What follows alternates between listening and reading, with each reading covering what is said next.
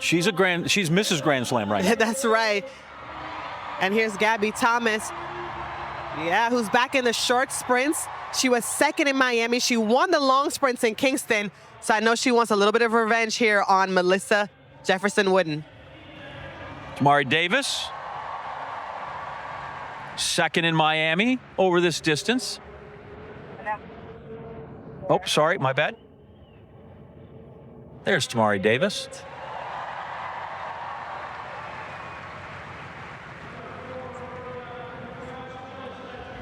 Jada Mays there. Another one of those fast Oregon Ducks from the Olympic trials in 2024 in this event. Made it through to the finals. Selma Davies, she'll get a hometown welcome.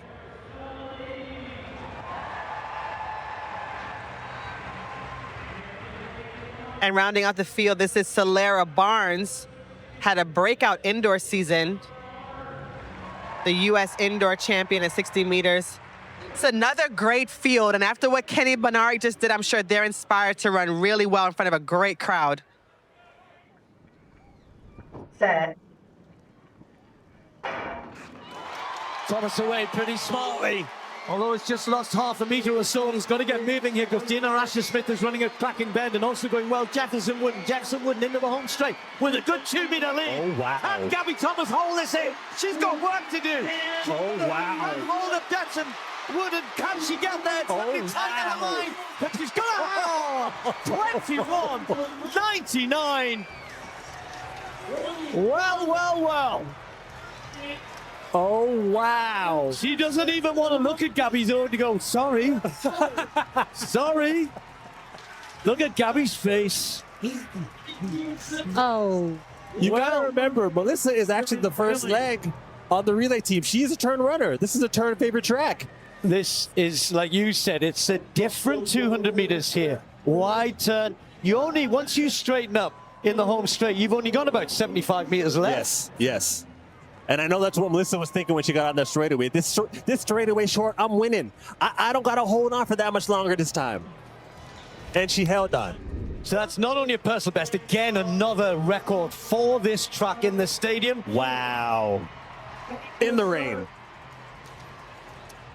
I mean, at this point, you think, well, Gabby didn't get a good start because you're thinking, Dina Asher-Smith was up on it, but then you suddenly realize Jefferson-Woodard is out there, but Gabby normally hauls people in, doesn't she? She does. But sometimes when people are that far out there, I know there had to be a moment where Gabby was like, hold on a second, she actually is kind of far. There might have been a bit of panic getting into the straightaway because there was a lot of ground to make up. And you can see on Melissa's face, she knows that Gabby's going to be coming, but she has to hold on, and she did hold on and had the strength to be able to maintain in this 200. A huge win over the Olympic champion in the 200 meters. And she wanted that bad. You look at, well, they didn't show on that replay and the rain's back, but Gabby Thomas was tight, kind of fighting to get there. Didn't get there. The Grand Slam track competition in Philadelphia produced one of the most unexpected plot twists of the season when Melissa Jefferson-Woodard, largely celebrated for her dominance in the 100 meters, delivered a masterful run to topple Olympic 200-meter champion Gabby Thomas. The women's 200-meter showdown assembled a star-studded American cast, and the aftermath of the result kept conversations buzzing long after the athletes had crossed the finish line. Jefferson, who has recently earned the playful nickname Mrs. Grand Slam, thanks to her consistency on this circuit, took a place on the line against some of the biggest names in U.S. sprinting. Thomas entered with momentum, second in Miami and a victor in Kingston, and most expected her to continue her winning streak. The lineup also included Tamari Davis, runner-up in Miami at this distance, and Jada Mays, who had impressed at the 2024 Olympic trials. Hometown favorite Selma Davies drew loud support from the Philadelphia crowd, while Salera Barnes, fresh from an outstanding indoor campaign that earned her a national title over 60 meters, completed a field stacked with firepower. Right from the gun, it was obvious the script would not go as predicted. Jefferson blasted out aggressively, attacking the curve with relentless drive. Thomas, usually renowned for her seamless acceleration into the straightaway and her ability to overpower rivals in the closing meters, was forced into an unusual position. Chasing. Meanwhile, Ashley Smith stormed through the bend with authority, ensuring the entire pack felt the pressure. By the time the sprinters surged into the straight, shortened to around 75 meters due to the track's wide arc, Jefferson had carved out a clear advantage. Thomas, normally a master at clawing back lost ground, tried to launch her trademark late push, but Jefferson's near-perfect execution left no opening. The finish produced a jaw-dropping win for Jefferson in a lifetime best of 21.99 seconds, setting a new facility record despite damp, rainy conditions. What gave the victory extra weight was Jefferson's personal evolution. Though branded as a 100-meter specialist, she had been venturing more deliberately into the longer sprint. After managing only third place in Miami earlier in the month, she returned determined to prove herself. Speaking afterward, she admitted, "I trained hard for this. I told myself I wasn't going to let Miami happen again." Her words reflected the focus and hunger that carried her to the Philadelphia triumph. For Gabby Thomas, the loss was strikingly rare. One of the most reliable and feared 200-meter runners in the world, she has built her reputation on poise and ferocity under pressure. Yet Jefferson's explosive start and command of the curve disrupted her rhythm. Cameras captured Thomas after the race looking visibly surprised, if not frustrated, acknowledging with her expression how completely Jefferson had executed her strategy.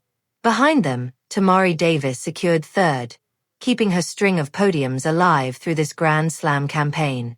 The event underscored not only the strength of U.S. sprinting depth, but also the emergence of new challengers ready to unsettle the established order.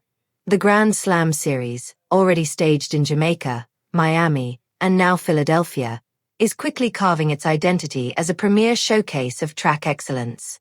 With massive payouts, up to $100,000 rumored for standout marks, the series provides athletes both exposure and financial reward.